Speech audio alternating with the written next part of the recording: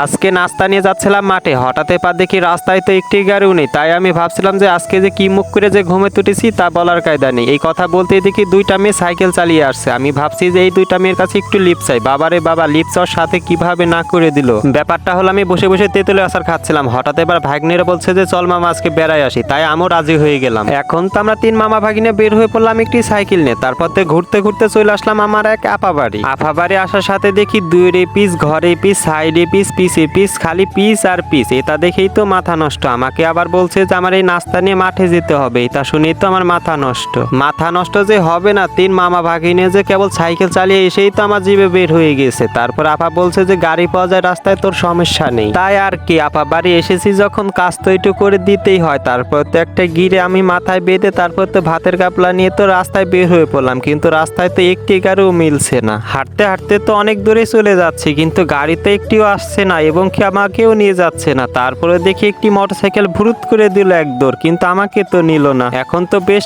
অনেক দূরেই চলে আসলাম, কিন্তু গাড়িতে একটিও মিলছে না। এই কথা বলতেই দেখি দুইটা মেয়ে সাইকেল চালিয়ে আসছে। তাই আমি ভাবলাম যে তাদের কাছে একটু লিফট চাই, কিন্তু লিফট চেতেই দেখি কিভাবে না করে দিল। মনেতে একটু কষ্ট লাগলো, কিন্তু কিছু করার নেই। এই কথা বলতেই দেখি সামনে আমার মতো একটি মেয়ে গাবলা মাথায় নিয়ে যাচ্ছে। এইটা দেখে আমার একটু হাসাও পেলো, আবার একটু দুঃখও লাগলো এই ঘোড়াটাকে দেখে। কিন্তু তো কোনো কিছুই করার নেই, সবই পরিস্থিতির ব্যাপার। এখন তো আমার মাথায় একটু রাগই উঠছে, কারণ আপা যে পড়লো রাস্তায় গাড়ি পাওয়া যায়, কিন্তু রাস্তায় তো গাড়ি নেই। রাগের কথা বলতেই দেখি একটি ভ্যানের পার আমি বসে আছি। আমি তো ভাবলাম যাক ভালোই হইলো রাগের কথাটা বলে। আর এই ছেলেটির কাজটা দেখলে তো আপনারা নিজেই অবাক হয়ে যাবেন। ঈদের ছুটিতে কয়দিন সময় পেয়েছিল হাতে, আর এই সময়টা দেখুন কিভাবে কাজে লাগাচ্ছে। পিস কেটে কিভাবে টাকা উপার্জন করতে হয় এই ছেলেটির কাছ থেকে শিখুন, এবং কি আমাকেও শিখতে হবে, কারণ শেখার কোনো বয়স নেই। তারপর তো আমি সবাইকে ডেকে এনে নাস্তা পানি করাই দিলাম। আর এদিকে আমার ভাগ্নে দেখে আমাকে ফুল সাজছে। আমার আবার এই কম দামের ফুলটা পছন্দ হয় নাই, তাই আমি নিতে চাইনি। তারপর আমার ভাগ্নে কি করলো, ডাইরেক্ট খেয়ে ফেললো।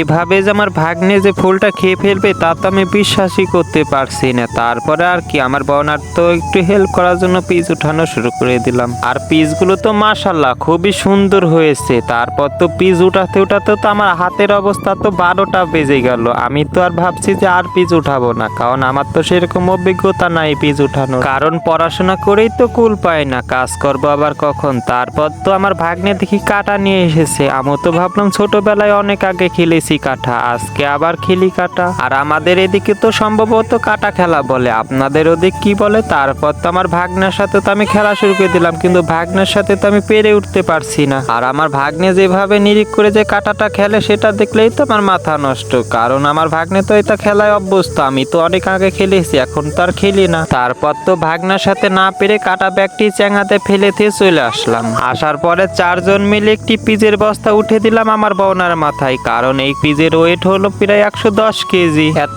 ভারী একটি বোঝা মাথায় উঠা দেওয়ার পরে তো আমরা সবাই মিলে তাকিয়ে আছি যে কিভাবে উনি নিয়ে যাচ্ছে। তারপরে তো দেখুন এখন দুইজন মিলে পিজির বস্তা নিতে যেই তো হিমশিম খেয়ে গেল। আর তখন আমরা চারজন মিলে একজনের মাথায় উঠে দিলাম পিজির বস্তা। এটা দেখে তো আমি এখন বাড়ি যাই। এখন সবাইকে বাই বাই।